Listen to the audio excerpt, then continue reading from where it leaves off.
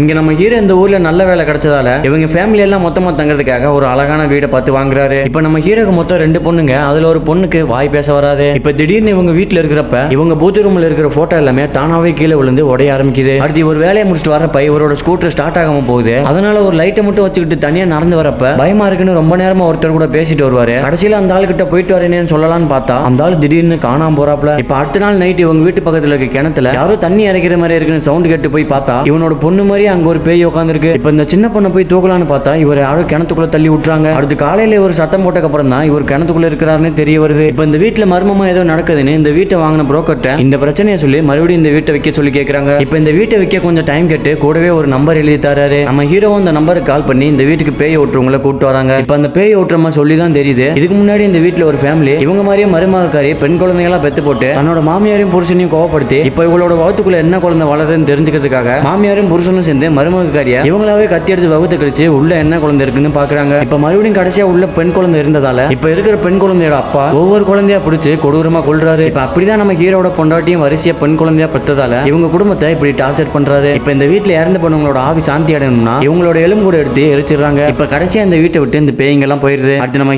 ஹீரோட ஃபேமிலியும் இந்த வீட்லயே சந்தோஷமா இருக்காங்க.